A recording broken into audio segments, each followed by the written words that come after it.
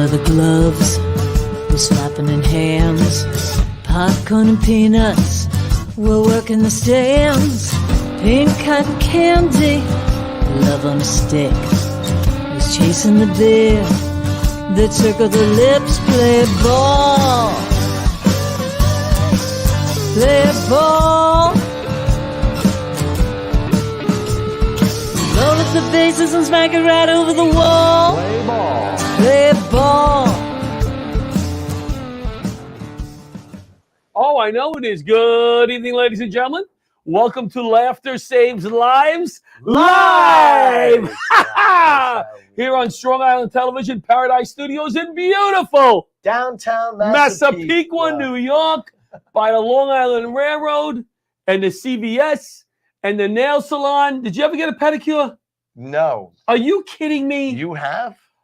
Oh, out of town usually. When I'm out of town. No, my daughter's turned me on to it. Richie, you will never go. It's phenomenal. Does that include like a foot massage? It does. Oh wow. It does. They get the little stuff out and they rub your feet and what's then the little stuff that they get the little stuff with the little sand in it or whatever's in it. They rub your feet and they scrape the bottom if you have callus. Yeah. Fantastic. Wow.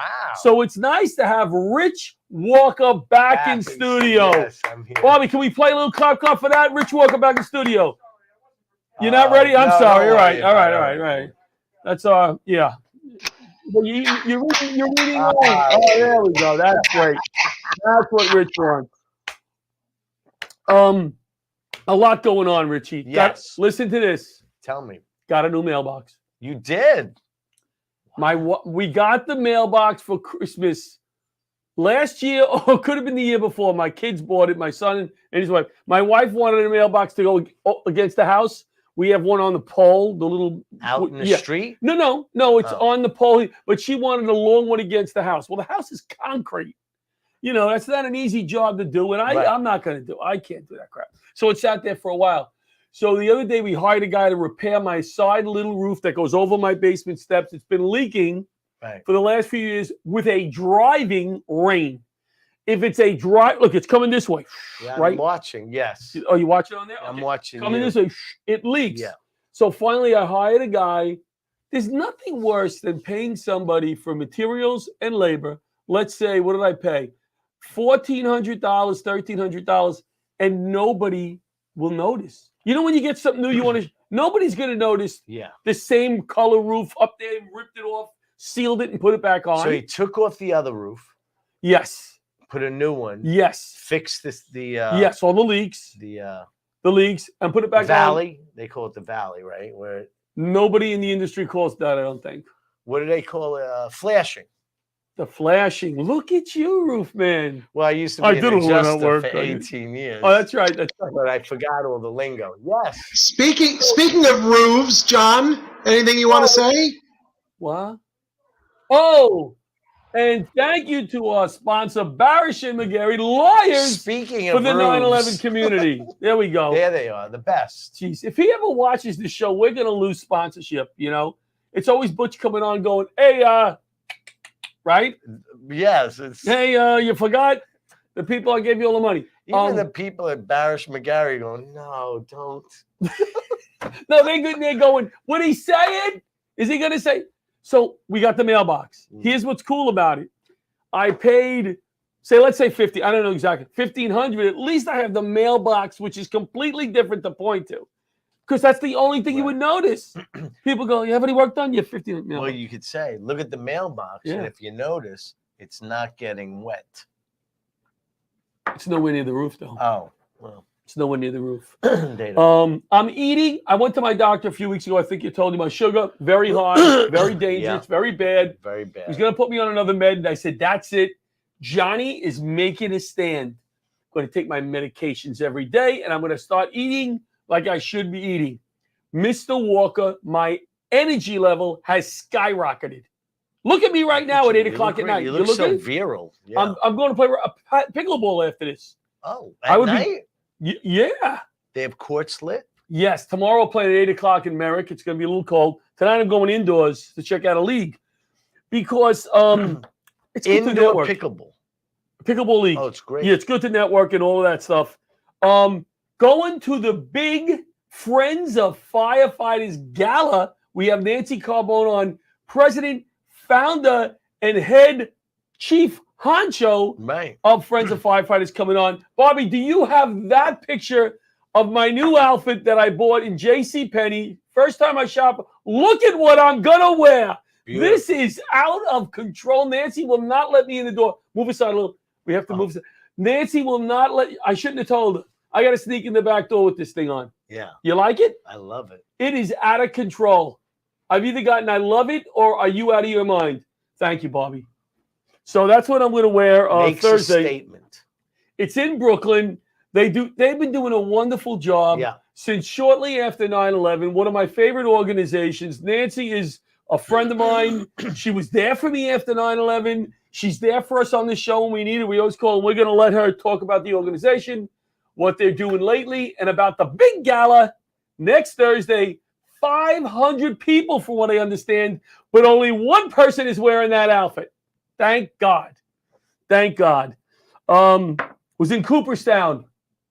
Whoa, Cooperstown, New York, yes. You know what Cooperstown is known for? The Baseball Hall of Fame. The Baseball Hall of Fame. I was teaching. Not that dumb, yeah. I was teaching Oswego hazmat team. Yeah. Oswego, I think. They were very, very kind to me. I'm going to be going back to do some more work with them. They like the way I teach. Wow. Lots of laughs. They go, hey, when you do comedy, you should get this many laughs. They said to me. I said, thank you very much. What is kind to you at a fire department? Like, go help yourself to water's over there in the fridge. What do you mean? What's kind to me? You said they were so good. Very kind to me. Yeah. They didn't hit me. Oh, okay. You know, that's one of the good ones. For me, that's if they don't hit you, if they don't strike you, that's kind. Yeah. Because kind in the firehouse is they break your balls and they say some nasty things and abusive things to you in a fun way. That's kind. You went into two professions. Yes. Comedy and that, and they both bash you. They both bash me, and then I go home. If you saw the other day in the news, there was a fire in Manhattan. These e-bikes with the batteries. Be careful with these things indoor. People leaving them on charge. It could start a fire. Let's just simply state that. Don't keep them in your home. But did you see the roof rescue? Did you see it on the news? No. Tell us about it. They slid 20 stories. This woman was at the window. I would say the fire was in front of her door to the hallway, from what I understand. So there's no way out. She's on the 20th floor. So the way out is out the window. The fire pushes you like so. So they did a rescue they don't like to make. Went up on the 21st floor. They tied some substantial object. Oh, I did hear about this. And he slid out the window and grabbed the person, the woman, slid to the floor below. There's other guys who pulled him in on the floor below. Fantastic rescue on the news. Wow. And then they did a second one, and I was watching it, and they had put out the fire. Right. At that point. So I heard the chief going, do not take that person out the window, because they don't want to do it if they don't have to. Right. You know? Right. Fantastic. Let me just see if I ladder 16, it was firefighter Arthur Podgorski. I'm screwing his name up. Podgorski. Podgorski, Darren Hirsch. Wow. What are these real names? Belevin Court. Belvin. What is that? Belvin and Adam. Wow, these are tough names. Adam Nordenchild. Yeah. So, those are the four guys they say, it's a team. I mean, there's a whole team involved to make this happen. What a rescue. God bless those firemen who did that. 20 stories above the ground. My wife asked me 2 years ago, I probably told you this on the air already, when she saw one of these roof rescues, she knows that I was afraid of heights. I trained to do the roof rescue. I trained to get on ladders, but I was afraid of heights when I got on the job. She goes, would you make that roof rescue? If that was you, I go, I have to be honest, my training would kick in, and I think I would do it. But it would look a lot different on the news than this one did. It would be something like, hey, there's a lady at the window, there's a fireman sliding down the building, and he's crying like a baby. That would be more of me. He forgot to get the woman. No, I wouldn't forget the woman, but there would be a lot of tears. What are you doing? Wonderful. What are you doing next Thursday?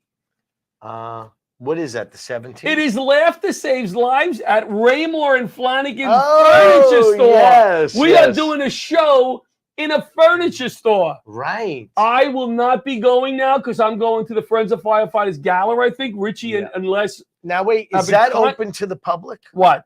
The Raymore and Flanagan. It is open to the public. So it's open to the customers if you want to come out there. Come out, buy a chair, sit in that chair, watch Rich and Les and Roseanne do comedy. It will be a mess. They're setting up a mini comedy club in the store. Clearing the way for It's going to be a mess. Could you do me a favor?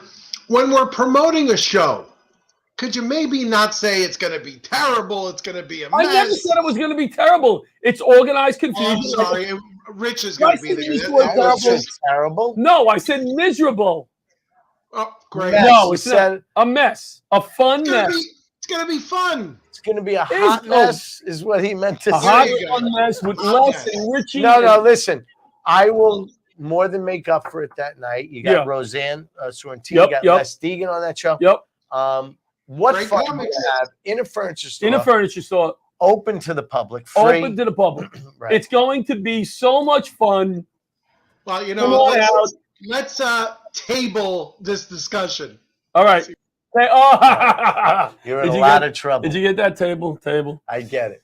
All right. You wanted to say anything about trouble. Halloween? Did you want to? Because we taped our last show, so we haven't been on since Halloween. Oh, wow. We didn't do Well, I'm all done now. I was working at the Gateway Haunted Playhouse. Give us one funny story. Tell them what you do at the Gateway before we go to a break.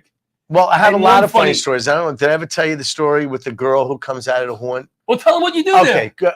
Okay. I work in a booth. I think I told the story on the air before, but there's no story that can top this one. I'm in the booth, and it's a skeleton, a puppet that I'm controlling from the back. He's talking to people, making fun of them as they go by, making fun of their hair, whatever they're wearing. And they can't see me. I got a synthesized mouthpiece on. Girl comes running out of the haunted playhouse. Hundreds of people there. And she goes, you got to tell me who's inside. He's gorgeous. He was so cute. She's talking to the puppet like it's real person. The puppet goes, I have no idea who's in there. There's 100 people in there. And she goes, come on, you got to know. She thinks it's real. Right. So, but now out of the corner of his eye, and corner of her eye, end of the story, she starts to see through the screen around the puppet, somebody in the back standing. That's you? There, me. Okay. Behind a black curtain. Right. And she goes, wait a minute. Who's in there? Who's in there? And then I quickly flash the curtain open and close it. In front of 100 people, she turns around and goes, "Ew, it's an old guy." Didn't somebody punch you once? Yes, somebody once punched the head off of the puppet. The kids, junior high kids, are the worst. They don't know how to behave yet. Once they hit senior, they're good. But if you're making fun of them at junior high, they're standing outside going, They're getting all angry. Like they don't realize it's That's a puppet. so funny. Relax, you know. All right. We're going to go to break, and we're going to be back with Nancy Carbone from Friends of Firefighters. Yes.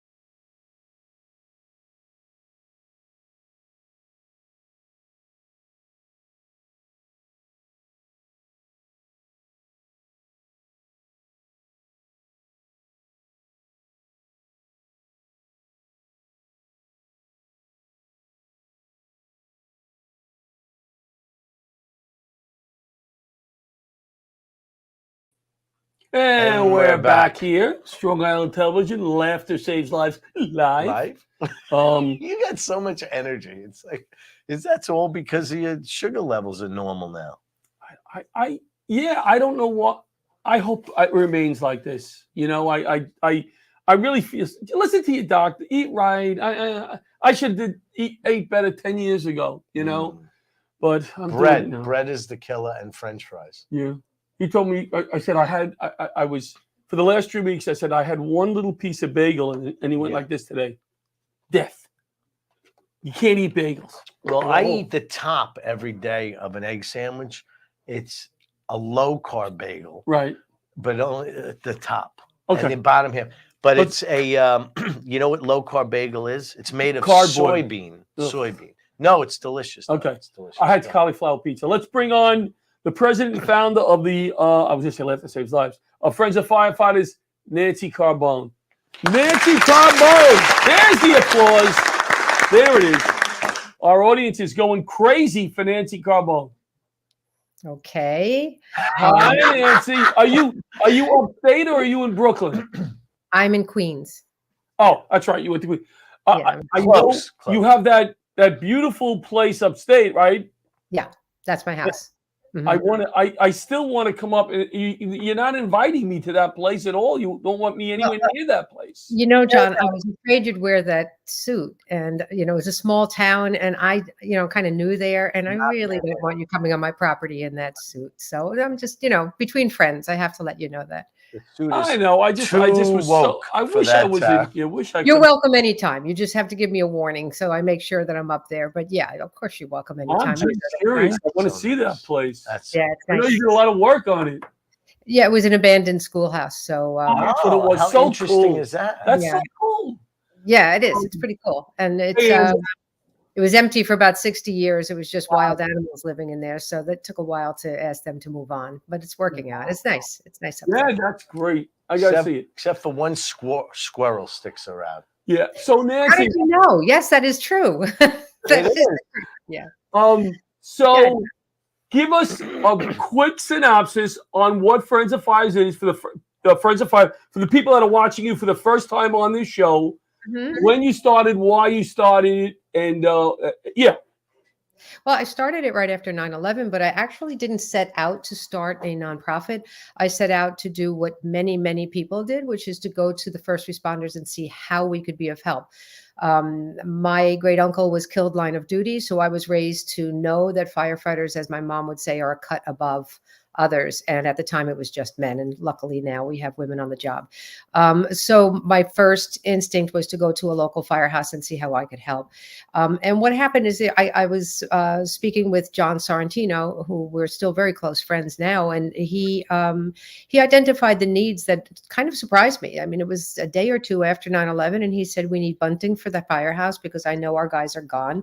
That was 205, 118, and 118 lost 8 members. And then he said, we're going to need a bugler for their funerals, and we need counseling.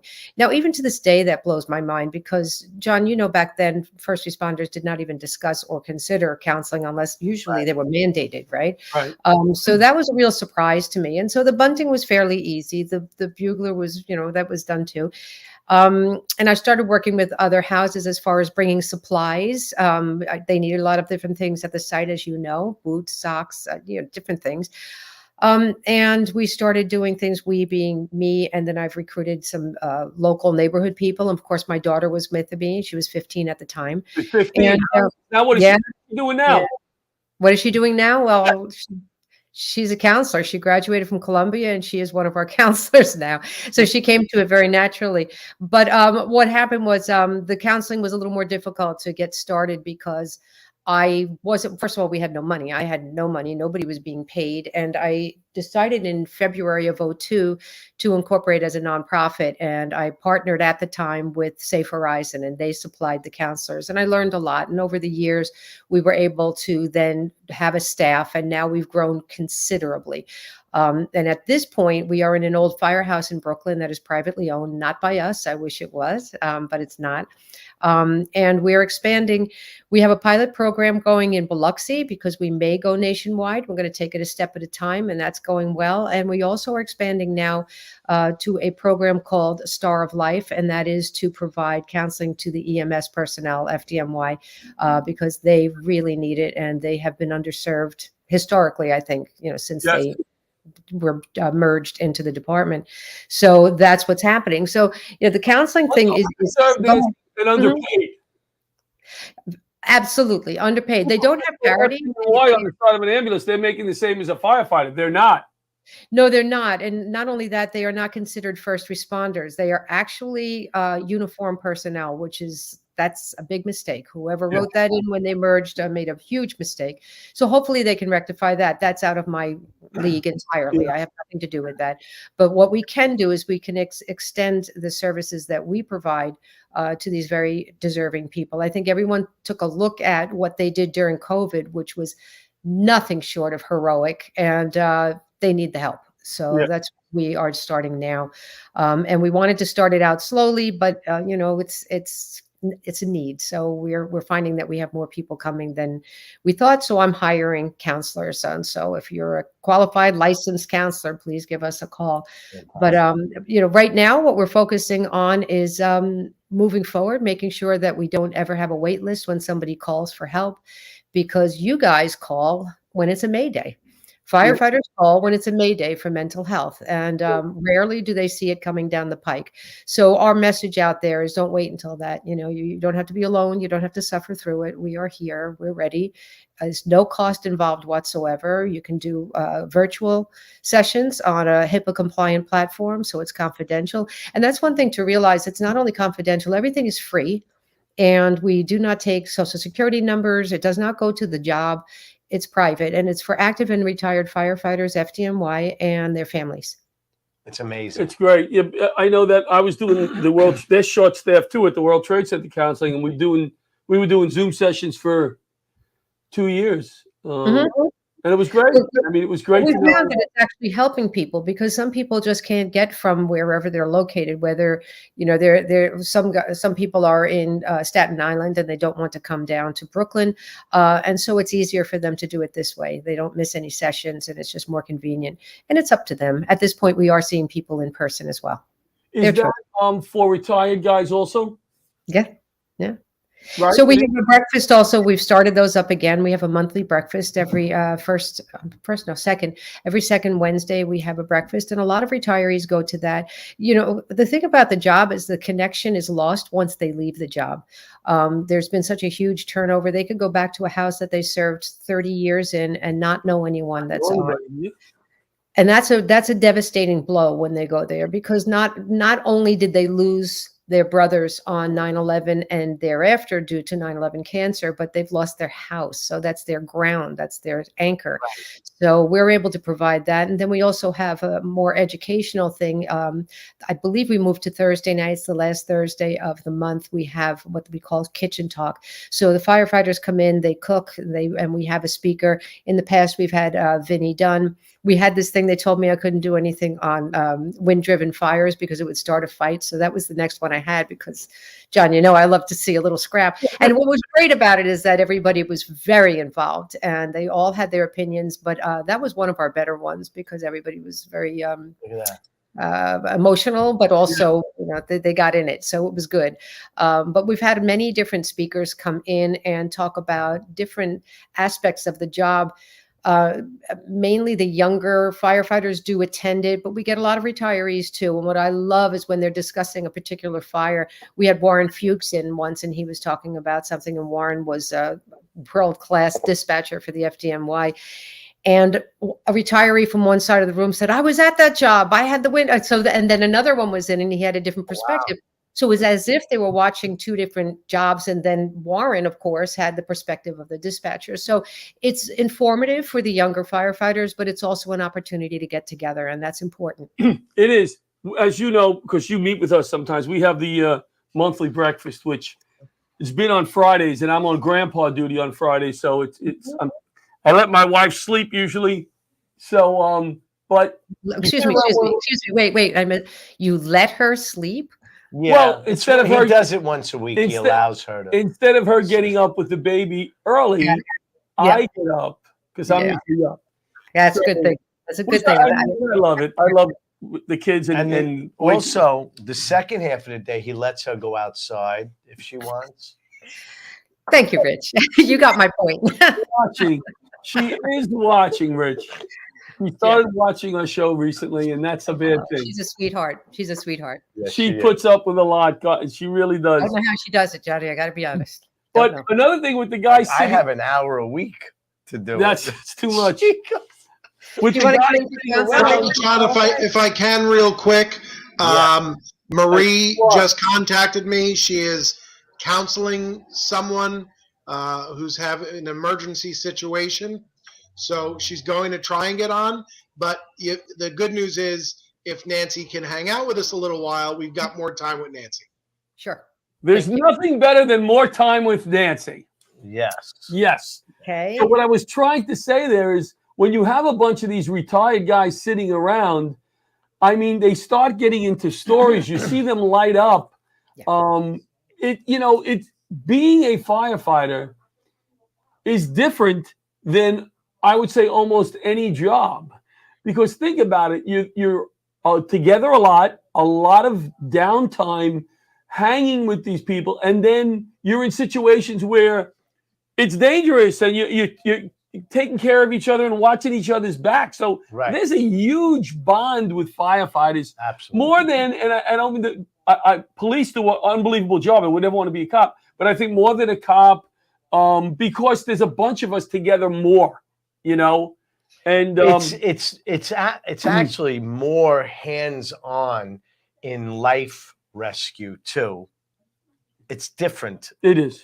It is, but it's an unbelievable. I mean, the people that I met on this job are some of the kindest people, the most generous people. Even with going to a place and tipping, going to a golf outing and it seems like the guys, because they've been there, they've been waiters, they've been bartenders, and they're so generous. Yeah. And when they're not, they get beaten up by the others, and that's one of the more fun things to watch. But you just pointed something out, which is that the community, within the firehouse, is a very, very tight brotherhood, sisterhood. It's very you can go from watching TV to being in an inferno in 5 minutes time.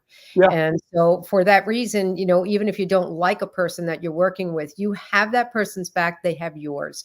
And so when you retire from this job, that is a tremendous loss. It really is. And I think that's when we are concerned about our retirees. Make sure that people know that they have a place to go. They don't have to be alone. And it is a hard thing. I've never met a firefighter that said, I hate this job. I want to get out of it. I can't stand it. I can't wait. I'm counting the days. It's really like, my days are coming up. I hope they don't put me out. I've seen the look on the guys' faces when they come out of the medical office and they're told they're done. They're shocked. They're depressed. And they, I'm not saying everybody, but, we've seen our share of people that find it very, very difficult to separate from the job that they love so much. And hopefully, and how many of them are going to go to talk to a counselor, to get the help that they really need at that point? Well, I don't know it's so much about how many, but how long do they wait and how much damage is done in their lives and how much suffering do they go through before they get the help? And that's the hardest thing. They don't have to go through that. And, it's a hard message to get out, especially to the older ones who were raised as, you suck it up and stop whining. And that's a hard thing for them to realize that, there are tools out there that they can learn. They don't have to get into things that they suppose that what counseling is going to be like. Sometimes their image of what counseling is keeps them away. But in actuality, it's when we have these breakfasts, you can sit down and you're talking to somebody for 10 minutes and somebody says, I'm here to see a counselor, but I don't want to go upstairs. And it's like, you've been talking to a counselor for the last 10 minutes. You're having breakfast with her. You really like talking. Different way of doing it. Do you know, because you're not a counselor, but you are with the counselors a lot, and I'm sure they do some research. Do you know, what kind of percentages of firefighters that retire, whether it be FDNY or in general, deal with alcoholism, drug addictions, depression? Are there numbers that you are aware of? If you told me to do my homework before I came on, I would have done it, John. This is a pop quiz. And what I will say is that the general population deals with trauma similarly, right? There's alcohol use or some kind of a negative behavior that is actually sometimes self-harm, sometimes harming others. But because of the first responders' job is, you guys work hard, you play hard, right? It's amped up. I would say the percentage is quite high, but I apologize that I don't have a specific. No, I didn't Very expect high. throwing it Very out. I was throwing it out. Yeah. Let's do this. Let's go to break. We'll come back with Nancy and David. I know David's listening. I think he's listening. Maybe not. Be prepared to come on a little early if we need you, David. We'll be right back.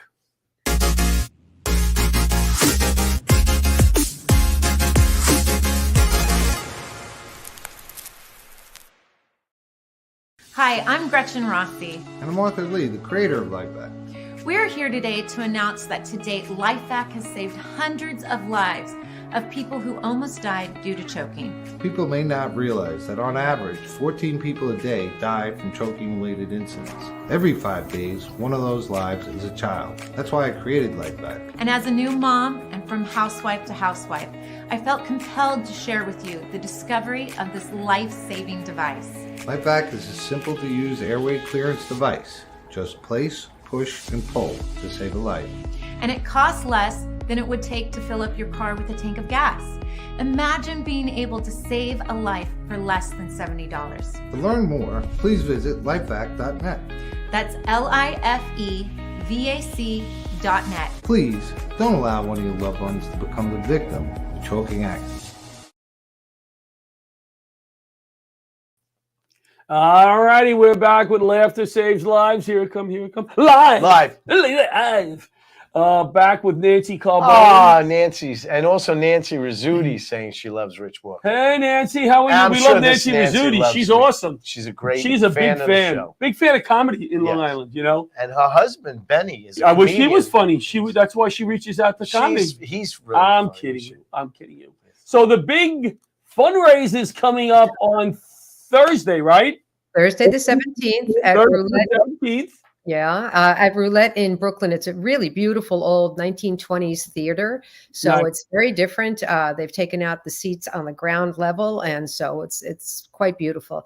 And we're honoring Brian Quinn, who is very funny. He's the Impractical Jokers, but he's been helping Friends and Firefighters out.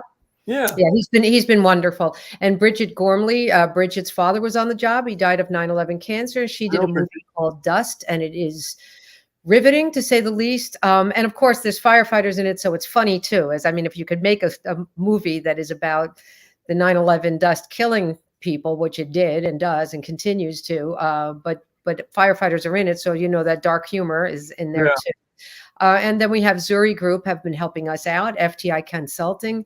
And then Pete Colacion. Pete is a firefighter from up the street. He retired many years ago, and he was the sidekick to Tony Catapano, who was my guide. Tony Catapano had over 40 years on the job in Engine 202, and he was my mentor.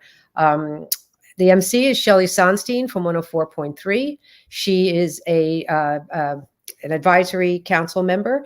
And Rachel Feinstein, who is hysterically funny, is going to be doing a bit. And we have live music, and it's going to be fun. And the firefighters are cooking. We have over 20 houses involved, and they're cooking. And that turns out to be a really fun night. I'm looking forward to it. I missed the chili. I think my daughter had something at college. Whatever it was, I missed it. But next year, do you make a good chili? No. Next year, Laughter Saves Lives is definitely going to be in that. It's not a competition, right? Is it a competition? It's a competition, and don't try to leave it a good time. We got to bring Marone then. Pat Marone, we'll come up with a good chili. Laughter Saves Lives chili. Yeah, we have a chef. Yeah, we'll be. There's some hefty competition. Yeah. Wasn't Shelley Sunstein made an honorary? Is it cap or chief? She was made like I was an honorary battalion chief. Yeah. Very cool. And if Shelley has been fantastic. And Rachel's husband is FDNY. Yes. Yes, he is. He's in a Brooklyn house. Yeah. All right. Well, you're going to be too busy. I'd love to meet Rachel. I'd love to meet Quinn. Being a comic. So if anybody can introduce me while I'm there, Are you going? you'll be able to find me. Yeah. John, are you asking me to introduce you to people, famous people that might be coming through? Is that what you're asking me to hook you No, up? it's Is that what you're saying? two people. Tell me. You haven't changed in 20 years. You know what? I'll tell you something. You will be there, and I know they'd love to meet you too. So yes, If it's possible. But are there tickets? bother my still available? staff, bother me. I'll introduce you. Okay. right. Yeah. Are there tickets still available? All the tables are sold out. The tickets are selling out. So there's no tickets at the door. So get them online. How many people do you expect? Well, they tell us 500 would fit, but I didn't want to go 500. Right, That's just no. a big house. So I thought 400 would give people a little bit of elbow room. Good. Now, can John wear his black and white suit? John can wear anything he wants because John is a walking example of why mental health is so important. Yes. Yes. There. Oh, wait, Nancy's on one side. We got to go on this side. Oh, wait. Oh, yeah. Yeah, John, you can wear anything you want. Just wear something. All right. That's all I ask. My wife was livid about me buying this outfit. No, you have to. Well, not buy that livid, outfit. Yeah. but she thought I was kidding. And I was. You think I should have went with the pants, Nancy? I did the jacket and black pants. I wasn't brave enough to go all the way. Yeah. Are you asking me for fashion advice? I am. Me? I am. You're a comedian, right? Yeah. Does it matter? Anything goes. You right? know what, Nancy? I'm She's at the right. point where I just wanted to have fun with it. I just wanted to have fun with it. Then it matters. So go for it. I think it's fun to have fun. You know that I will find you in the room at any time. From any point in the room, I'll know where you are. How's that? Good. And Well, that's what you want. Thank you for coming on again. Thank you for asking me. Always. And I will see you next Thursday. I will absolutely see you from afar, I'm sure. And I will be in a furniture store. And he will be in our furniture store doing the show.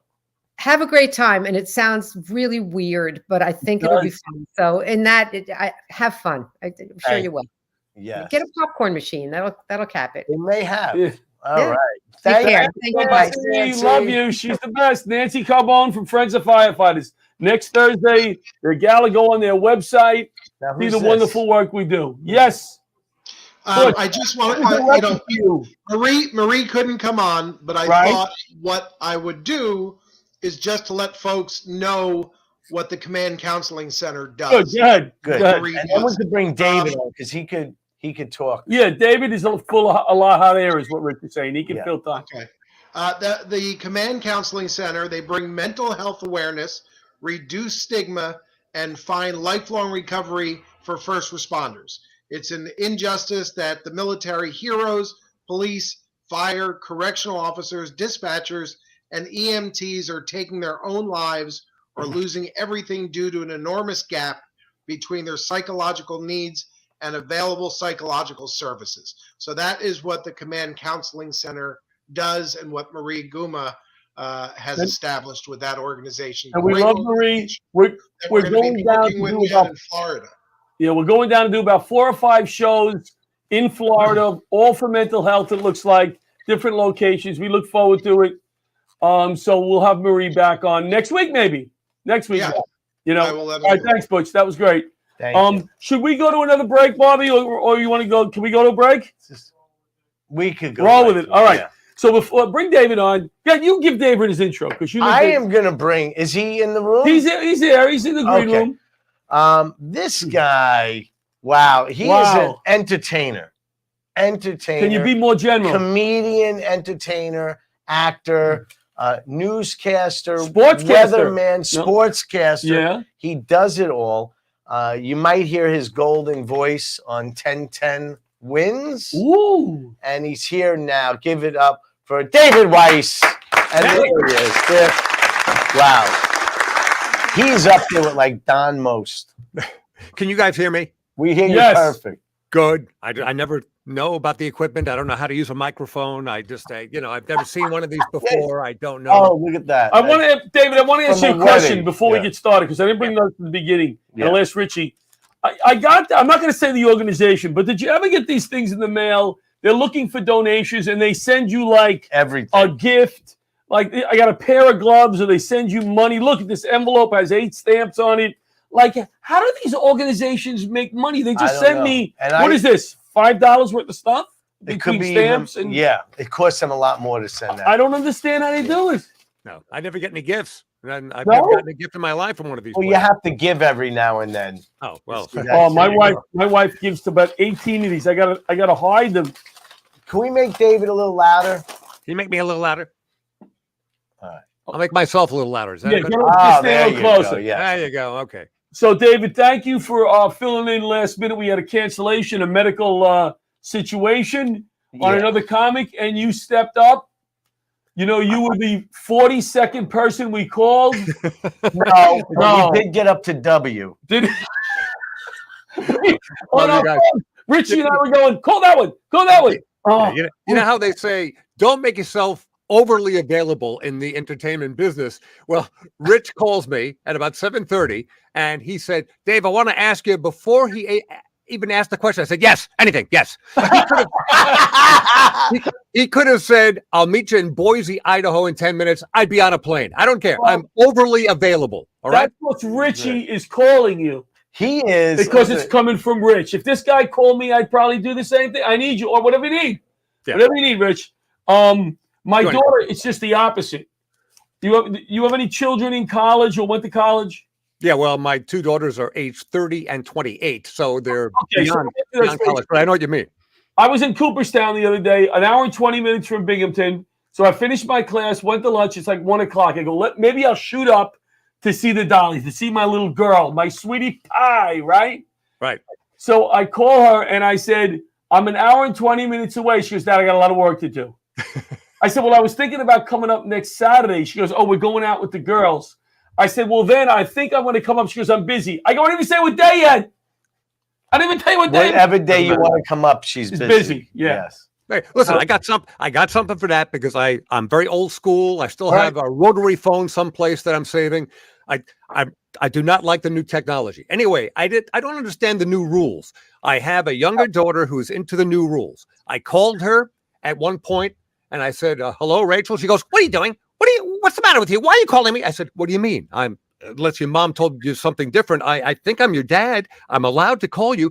She goes, no, you have to text me first to see if I'm available.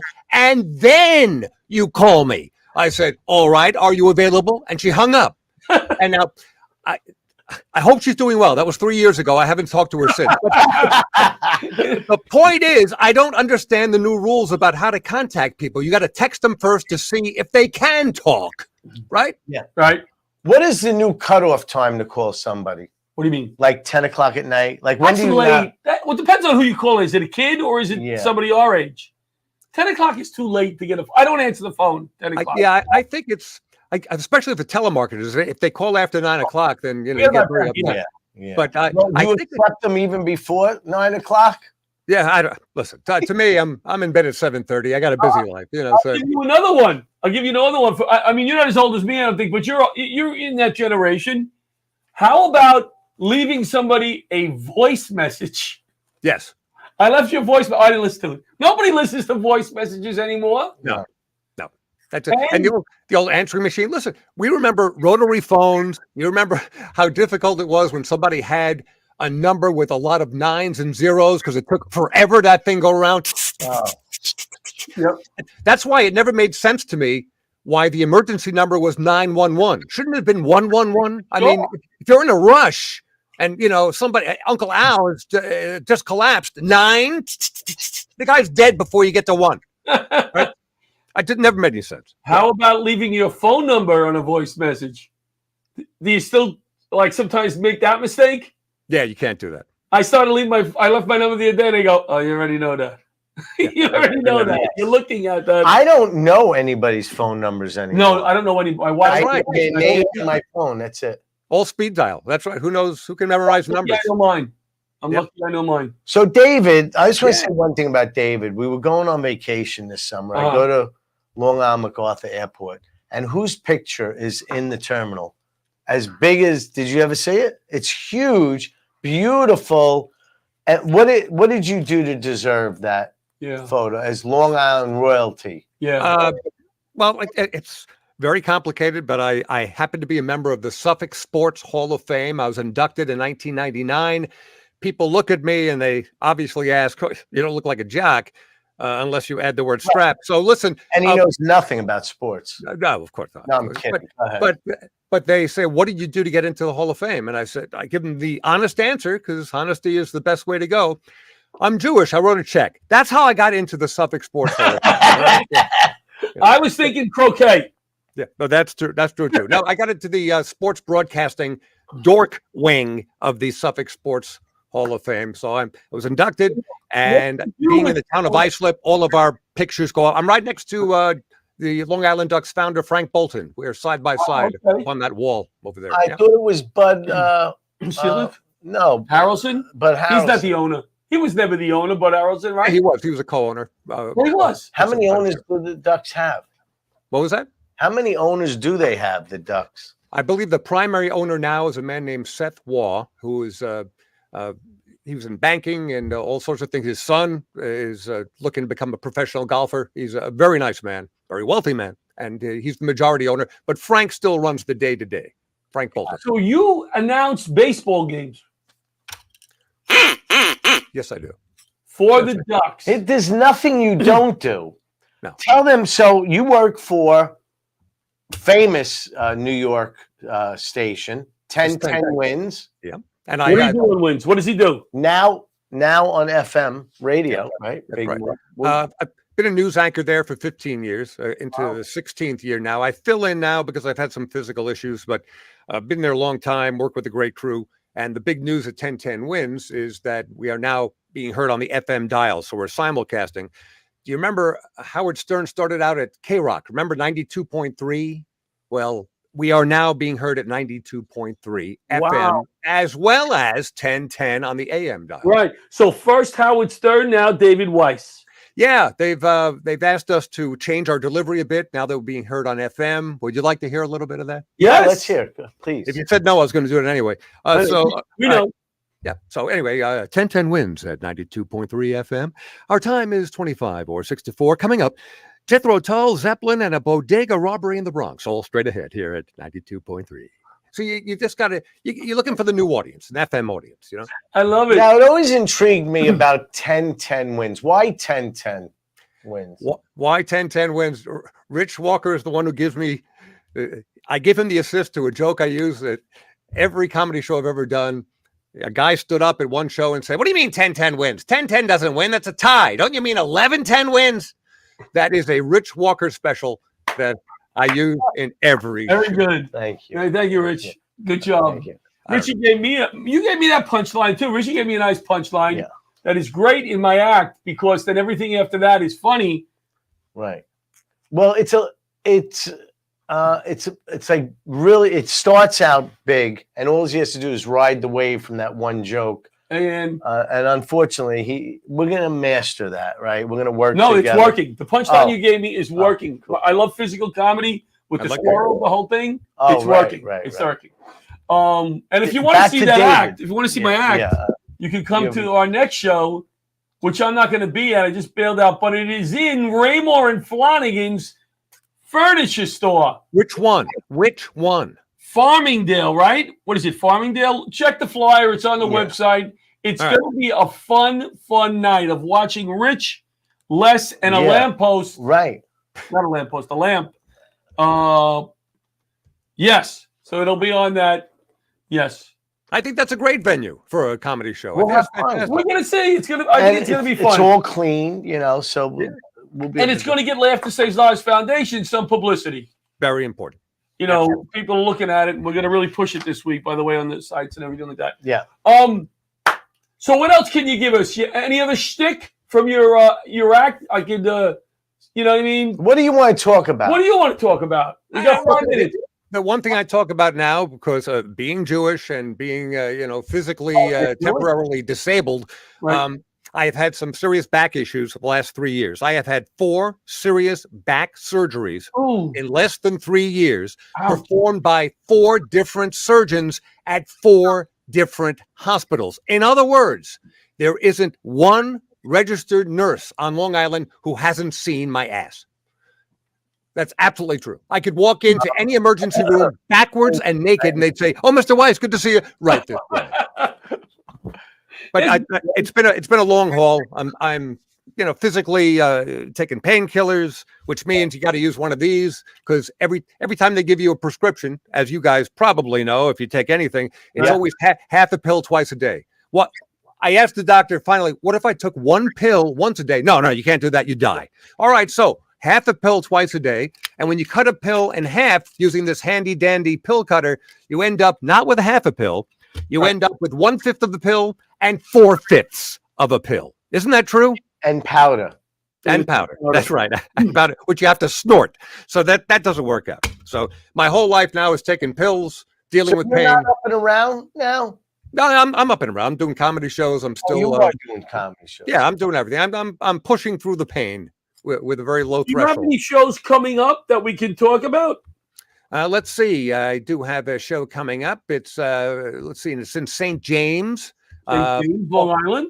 Yeah, Paul Anthony is producing that show. I think Rob Falcone is on that show. Paul Anthony and yours truly. It's in St. James somewhere. I'll put it on my Facebook page. Paul Anthony does a wonderful job with the Long Island Comedy Festival. He does. We are trying to team up with him here at Laughter Saves Lives to do a show together, and I think we'll get there. We're negotiating with Paul. There's a lot of negotiating because he keeps saying, if we do a fundraiser, John, I don't want you on the show. Yeah. So the negotiations are continuing. Right. But I think I will lose here. Paul does great shows. The gig on New Year's, where he's told me to do 35 minutes. And when I was done, he said, could you have done 5 of funny? Wow. So that was a good 35. Did you work? Oh, you worked. Was I on that show? You were. Yeah. And remember that? And Mario forgot your intro. Oh, that was the fun. You shouldn't have said his name. You should have said his name. But he said, ladies and what did he say? He got my whole thing from saving lives for sailors or something. He said, our next act. And then he looks like this across to me. Who am I bringing out? No, he looked at me in the wings and he went, what's your name? We all. And he goes, John LaRocchia. I had the mic. I had a second mic. So I said, what an introduction. Thank you, Mario. That was a fun night, though. That was a fun night. Cool. Any one last bit? Well, you got one last 30-second. What do you want to talk about? Don't say bit. It gives it away. Like I don't know. I could go off in so many directions. It's just that I think it's interesting. We just celebrated a week or two ago, the 10th anniversary of Hurricane Sandy. Yes. And by the way, I call it Hurricane Sandy. Don't give me this superstorm BS, please. It's like it's some kind of superhero. It hit Long Island and New York as a Category 1. It was a hurricane, not a superstorm. What is that? So the thing that I remember most about the hurricane, though, and I'm sure you guys can relate, was how long all of us were without power. We wore it like a badge of honor. Remember, we all got together about a month later. You would meet somebody and say, how long were you out? 5 days. That's nothing. It was 10 days. I was out 2 weeks. I got you all beat. All right. PSEG called me yesterday. Between 4 and 6 tomorrow, I'm finally getting my power back. How about that? David Weiss. Thank you.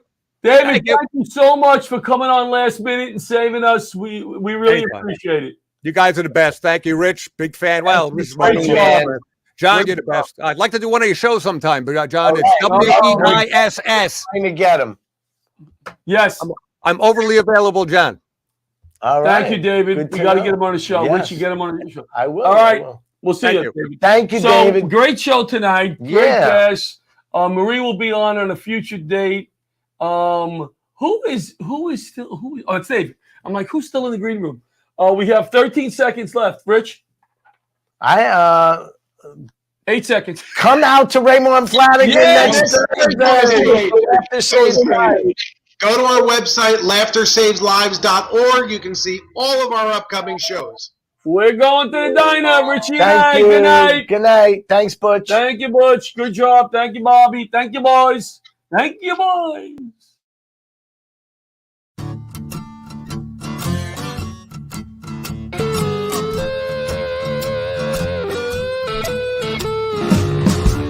Leather gloves, we're slapping in hands. Popcorn and peanuts, we're working the stands. Pink cotton candy, love on a stick. Who's chasing the beer? that circle the lips. Play ball. Play ball. Roll up the bases and smack it right over the wall. Play ball. Play ball.